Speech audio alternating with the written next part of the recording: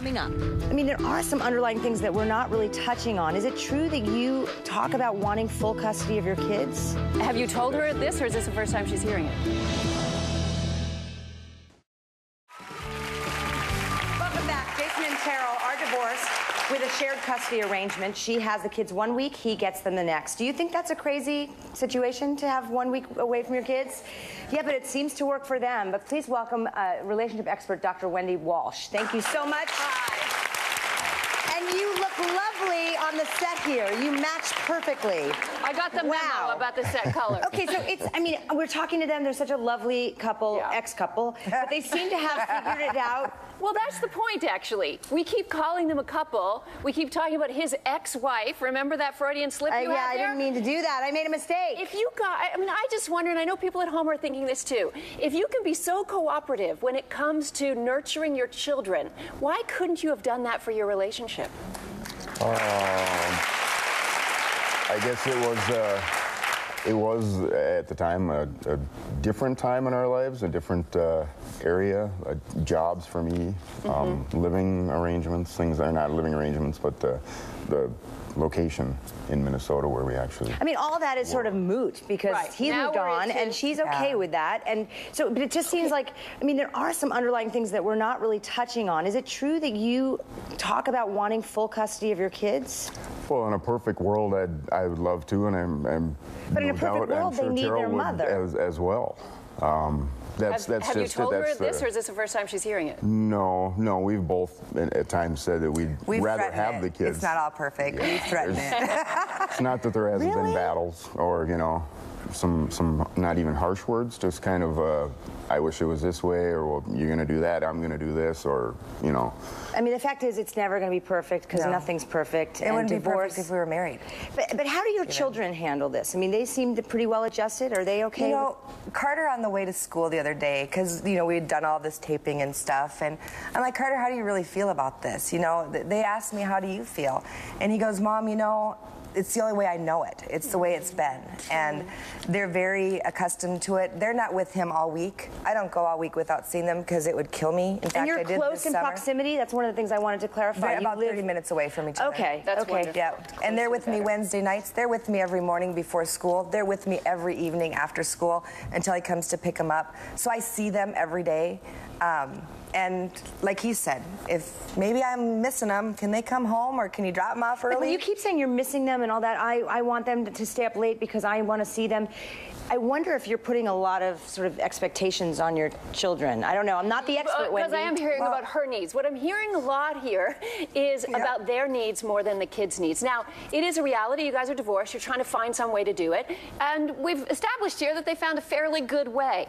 But asking the kids, now your son said, it's all I know. And that's the reality for many, many American children. That's all they know are two homes. So don't get mad later when we see all these people on the news because they've kept a wife in one house and a wife in another state and they're living compartmentalized because this is what they've trained the brain to know. They're doing a lot of things right from where I stand. That's right.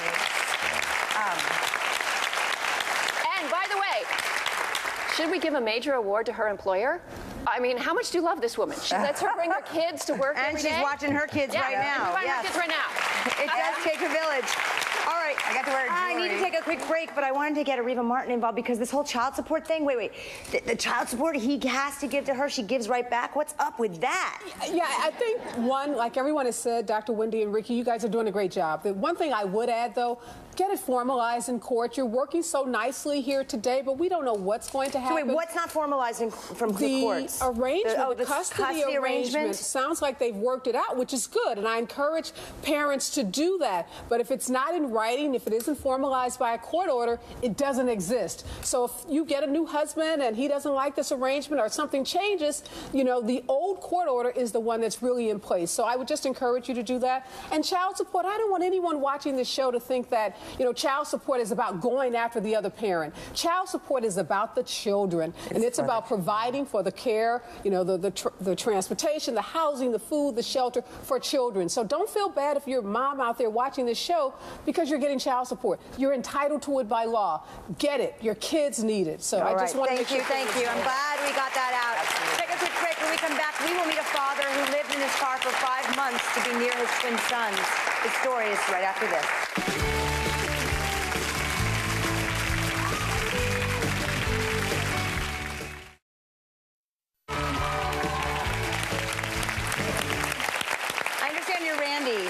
Stand up, please, if you would. You have a question for our experts. I have a 4-year-old daughter, and we have, well, we're in the middle of a divorce, and we have a situation very similar to yours. We share custody, and my question is, do I need to tell my daughter that we're getting a divorce, and when do I need to tell my daughter that we're getting a divorce, and how do I tell my daughter that we're getting a divorce? So you're already sharing custody?